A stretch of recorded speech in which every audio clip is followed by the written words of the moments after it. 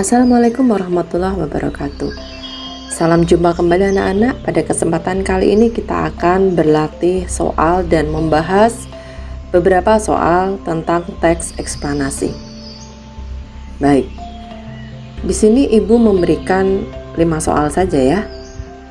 Soal yang pertama, indikatornya adalah disajikan paragraf eksplanasi, peserta didik dapat menentukan gagasan pokok teks tersebut. Mari kita lihat paragrafnya. Meletusnya gunung berapi diakibatkan oleh gejala alam tanpa ada campur tangan manusia. Peristiwa ini terjadi sebagai akibat dari adanya endapan magma yang terakumulasi di dalam perut bumi. Karena adanya tekanan gas yang sangat tinggi, magma keluar melalui celah kawah gunung. Magma merupakan cairan pijar yang sangat panas dengan suhu melebihi angka 1000 derajat Celcius.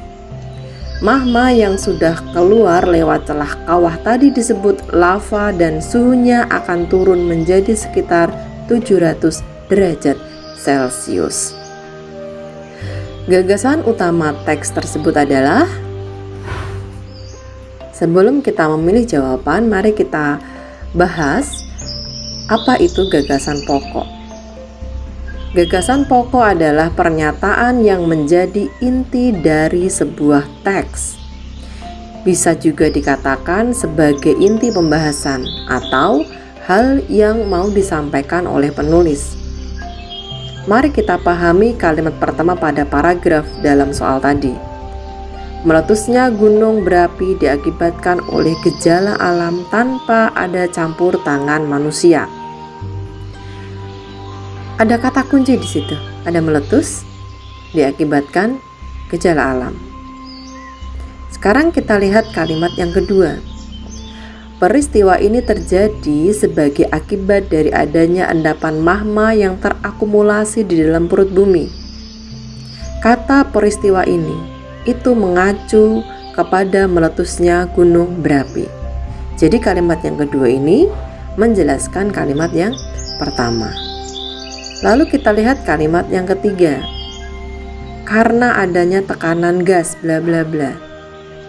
Ini juga sebuah sebab. Ya, sebab meletusnya gunung berapi. Jadi kalimat ketiga ini juga menjelaskan kalimat pertama. Begitu juga dengan kalimat selanjutnya itu juga menjelaskan kalimat pertama.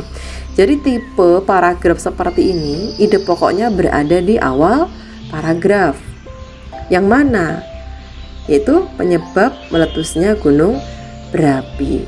Jadi jawabannya adalah yang B. Paham ya anak-anak ya? Sekarang kita lihat soal yang kedua. Disajikan paragraf eksplanasi, peserta didik dapat menentukan kalimat utama dari paragraf tersebut. Mari kita lihat paragrafnya.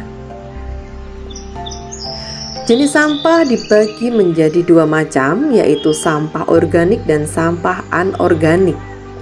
Sampah organik adalah jenis sampah yang mudah terurai oleh bakteri, misalnya sampah aneka sayuran, daun yang kering, dan berbagai makanan yang sudah basi.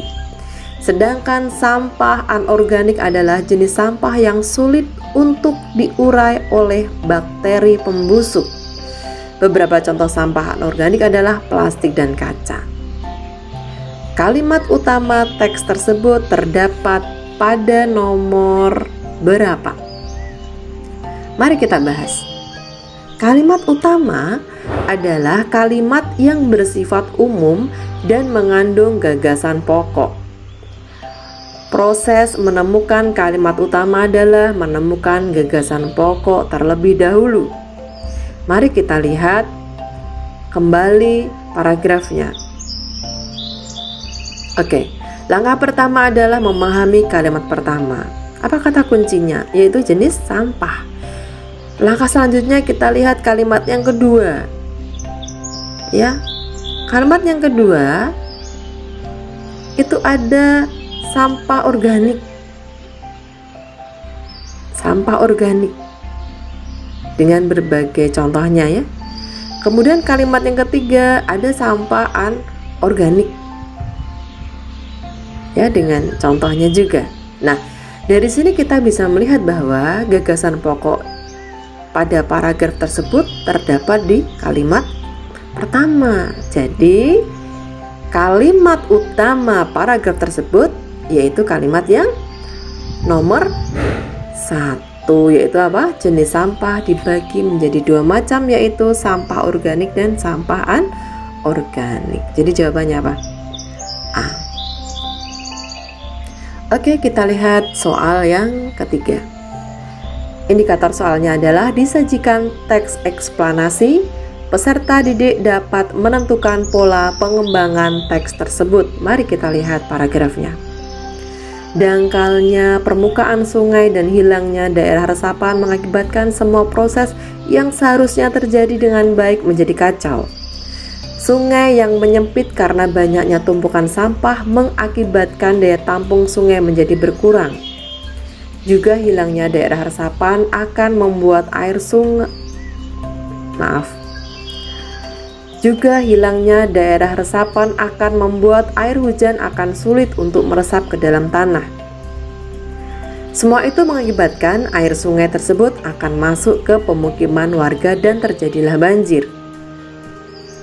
Pola pengembangan teks eksplanasi tersebut adalah, mari kita lihat pembahasannya.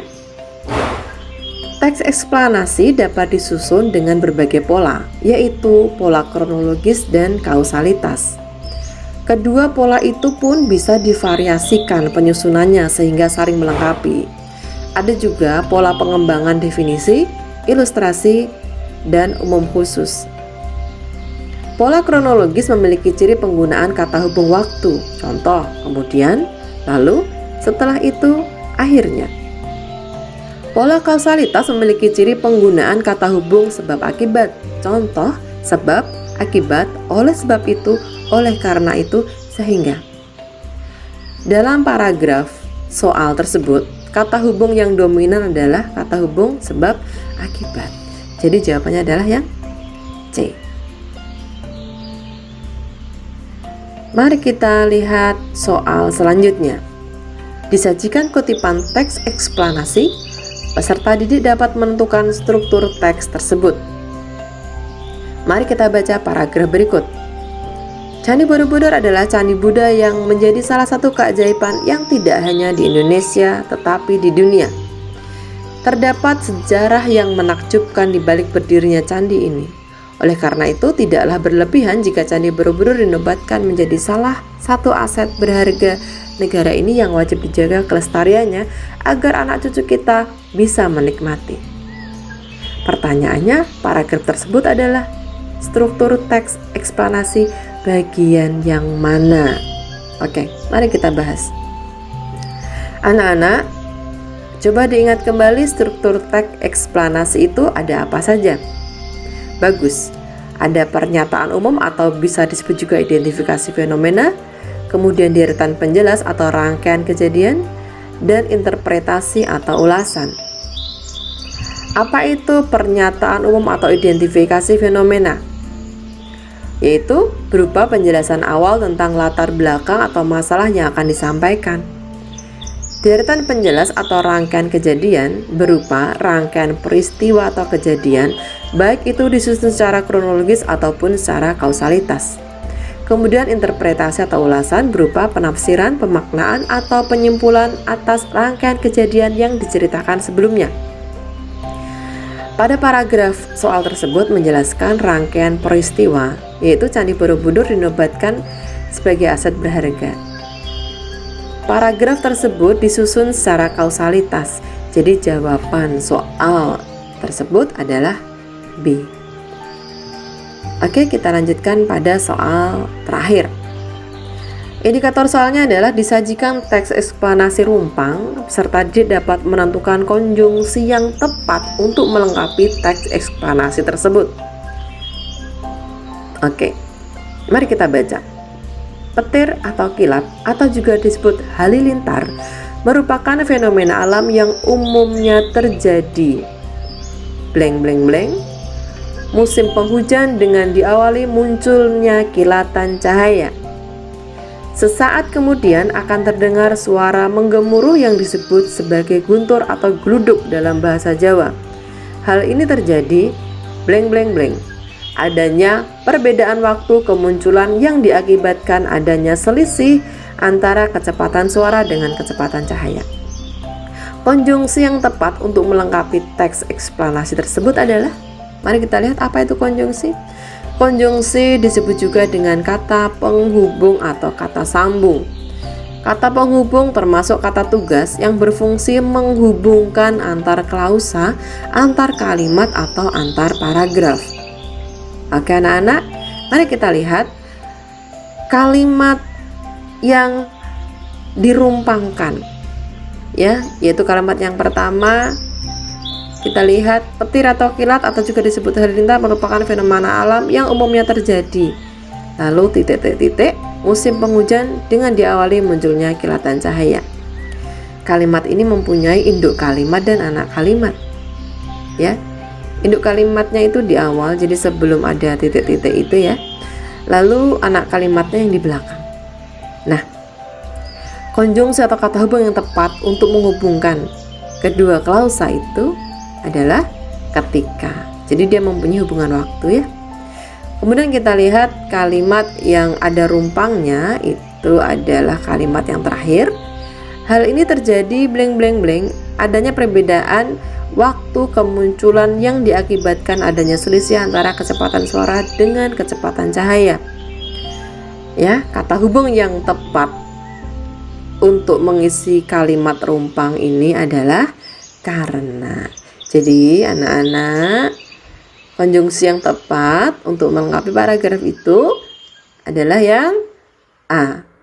Baik, anak-anak jika masih ada kesulitan silahkan kalian berkomentar atau mau menuliskan komentar di bawah ya. Silahkan yang tidak jelas yang mana atau bisa kirim WhatsApp ke Ibu.